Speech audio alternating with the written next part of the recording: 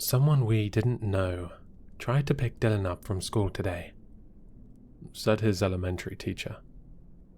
The guy said he was Dylan's older brother. Dylan doesn't have a brother, I said, alarmed. We thought so too, replied the teacher. I suspected something wasn't right straight away. It was this tall, lanky guy with black hair. Looked in his late 30s, maybe even 40. He knew your address, Dylan's full name and birthday, and which class he was in. I went inside to check with the principal. When I came back out, the guy was gone. I was silent for a second, as I stood facing the teacher outside the school gate. The gate separated the main road and a large playground and basketball court, leading into the school. All the other kids and parents had left, and we were the only ones standing outside. "Where's Dylan now?" I asked. "He's waiting for you in the principal's office," she said, gesturing for me to follow as she turned around. I walked across the playground behind her shakily, then through the corridors to the office. My 8-year-old son, Dylan, sat on the couch in the principal's office, still as a stone. The principal sat behind her desk, and there was a cop standing next to her. "Hey, buddy," I said. "You okay?" Dylan looked at me blankly. My Dylan was always a quiet boy. It was just the two of us at home at the time. I was a single dad. My late wife, Angie, Dylan's mother, died a year prior. She'd been hit by a car while cycling around a sharp bend, and they never identified the driver. I won't go into any more detail here, as frankly I'd rather not relive that period. But safe to say, it destroyed me. I tried to pick up the pieces and stay strong for Dylan. Was I doing a good job? Only God knows. I received no feedback. Since then, Dylan became even more withdrawn, pretty much remaining silent until spoken to. He was seen by a child psychologist and various other members of the welfare team at school. But after assessment, they were sure he didn't have autism or the like. He could speak up when he was pressed. He was just shy and preferred to keep to himself. The cop confirmed I was Dylan's dad, then asked me a few questions. He finally told us they'd try and find the guy and to report if we ever saw him again. The principal and the teacher said a few things. It was all a blur. All I remember is sweating profusely with my knees shaking, trying to comprehend the fact that someone had tried to kidnap my son. "Dylan, you didn't know that man, did you?" asked the principal. Dylan shook his head. I was on edge after that day. Dylan was my whole world, all the family I had left, and I couldn't stand the possibility that he could be in danger. It made me sick. Who was this bastard? Why my son? Did he know us? Or was it some random creep? I always walked Dylan to and from school thereafter, and was never late to pick him up again. Meanwhile, Dylan himself didn't seem rattled in the slightest. He never mentioned the incident unless specifically asked.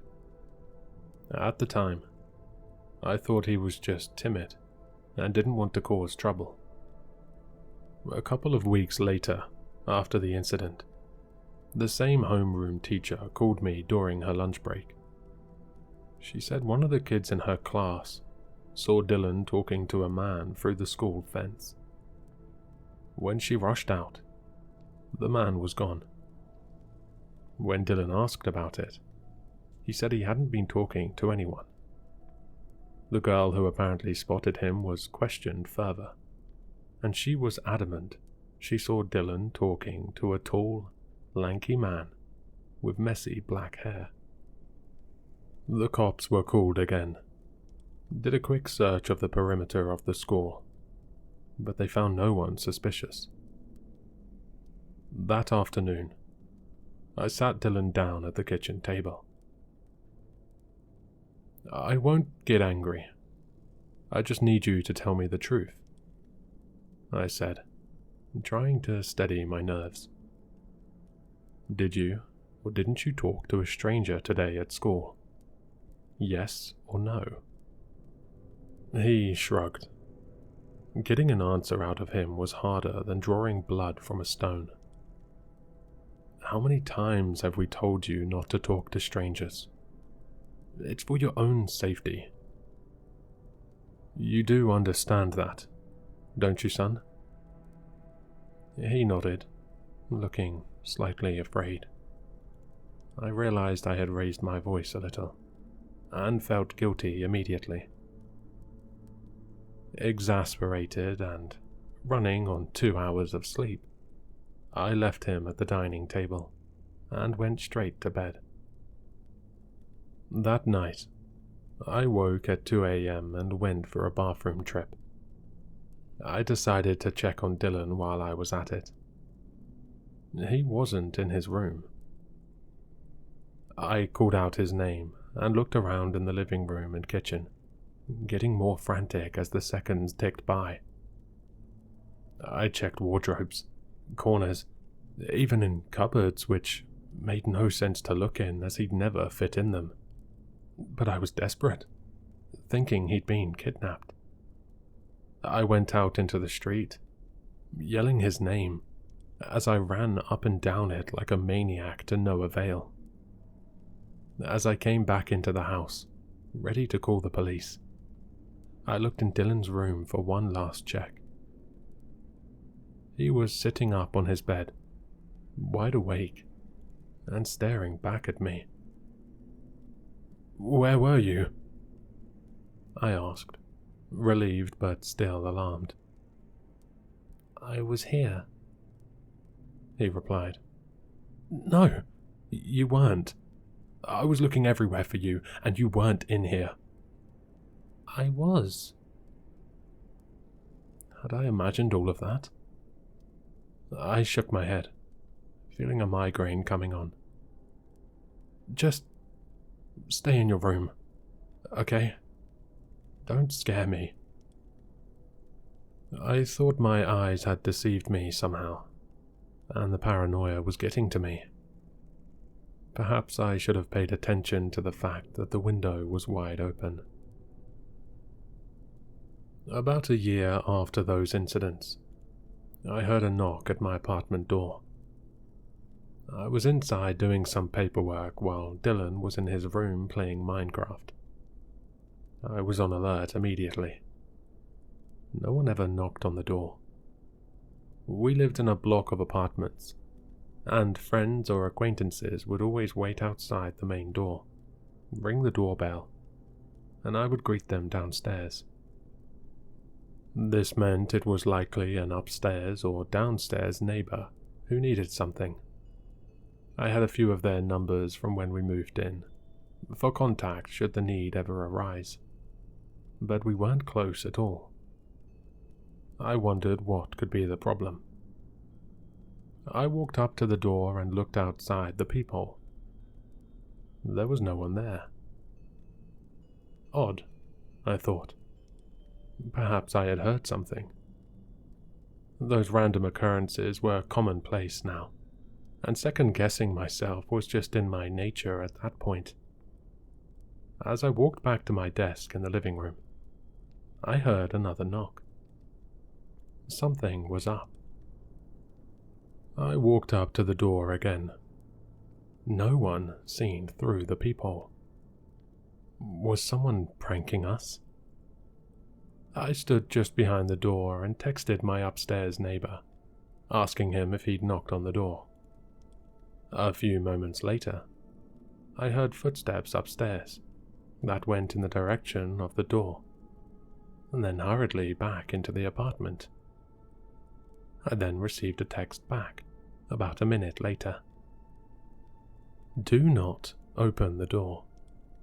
There's a guy with a huge knife, crouching, hiding right next to your door.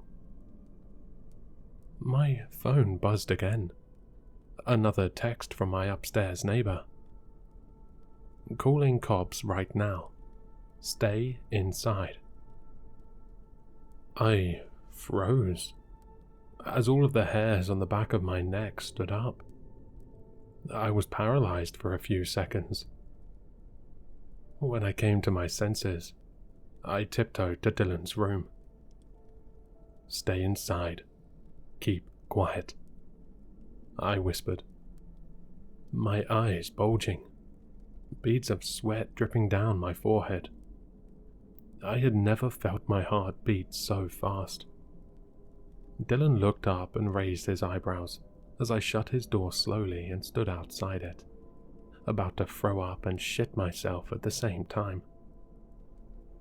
We were so still that I could make out quiet but frantic talking upstairs, and more rushing footsteps. I read my upstairs neighbor's texts again, to make sure my eyes hadn't deceived me.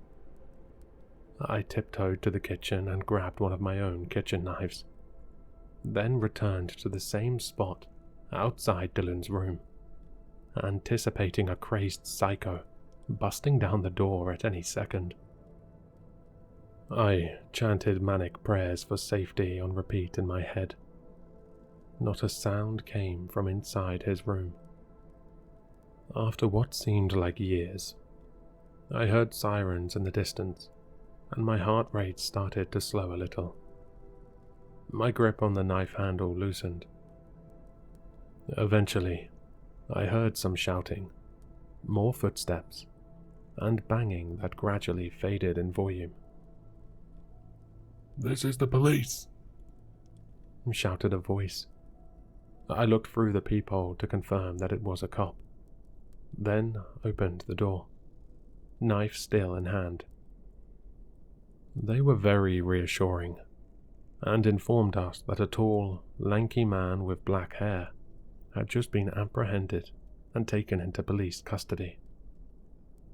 He had knocked on my door and was waiting for someone inside to open it.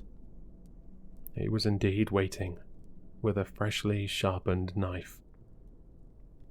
What was he going to do with it to the first person who opened that door, which was going to be me? Well, if it isn't obvious, then your guess is as good as mine. The guy's name was Gregory. He seemed to bounce around from place to place with no permanent address, even traveling between states, and doing petty crimes like theft, harassment, and occasionally stalking minors. When they did a more thorough search, it turns out he had been involved in at least one gruesome murder in a different state, and ended up being given a life sentence for it, along with his accomplices. I wouldn't have wished that terror upon anyone, but these unfortunate things happen. The side effects of the psychological damage I experienced that day have never left me. However, I know people who have been through similar horrors, but never lived to tell the tale. So I looked on the bright side, and counted myself lucky. Where there are sick freaks, there will be victims. The sicko was in jail, and I thought that was the end of it. But there was a different side to the story that I only uncovered 10 years after the incident. Dylan was due to leave for college, living away from home for the first time. He had grown into a tall kid with a surprising number of friends, still obedient, but relentlessly quiet. While packing his things and clearing out his room, I found a rugged-looking old notebook at the back of his bottom drawer. "Dylan's Diary," said the cover. I flicked through it with no intention to pry initially, and saw that he had written and drawn in it extensively, with impressively neat handwriting. He had always been a boy of few words, so I was intrigued. I began reading from the first page. Page 1. Cody's house, 11 a.m. He has to give me back my coat. There are a few stick figure drawings. Page 2. I need a book for English class next week. Ask if Amy has one. I turned the pages, and the first few were filled with the same mundane elementary school day-to-day affairs, mixed in with a few doodles. Then I got to page 21. Page 21. Why does my dad talk so much? He won't even let me get an Xbox, and he won't let me sleep over at Cody's house. Talking back is no use. I hate him. I felt a sting, and my heart sank. I remembered that day vividly, and a pang of guilt ran through me. I turned the page. Page 22. Saw Greg today. He says he can help me get rid of Dad. I said he was lying, but he says he's done it before. It was in the news. As my mind connected the dots, I flicked through the previous pages. This was the first mention of Greg I could find. I started to sweat, but continued reading. Page 23. Me and Greg are coming up with a plan. Need Dad gone. But I almost got caught talking to him today. Mrs. Watford, that stupid old mole rat, kept asking me. She took me to the principal's office again. I think Katie saw Greg and snitched. Need to be more careful. A few blank pages with a few in between filled with scribbles and admin-type notes to self. Then the narrative continued. Page 41. The word plan was underlined, with 2 drawings underneath. The first was of a stick figure kneeling by a door, holding what looked like a dagger. The stick figure was smiling. There was another stick figure behind the door, with its hand on the door handle, about to open the door. The second was of the first stick figure, stabbing the stick man who had just opened the door, his eyes now 2 crosses. Page 42. Greg came to my house and I showed him my plan.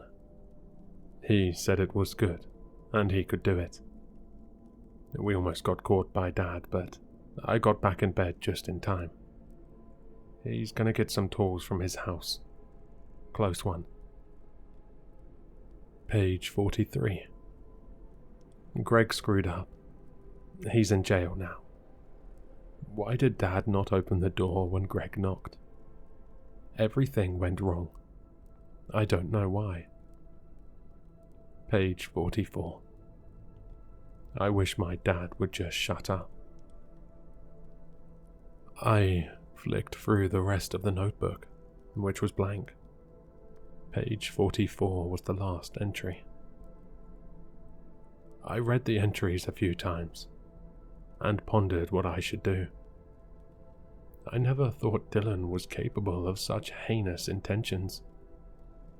Confused and upset, I acted as if nothing had happened for a few days. But on the day he was due to leave for college, I couldn't hold it in anymore. I brought his duffel bag down and hooked it on his suitcase. He was ready to head to the station, standing outside the door with his suitcase and his backpack. Dylan, when you were younger, did I ever say or do anything that hurt you? You can be honest with me.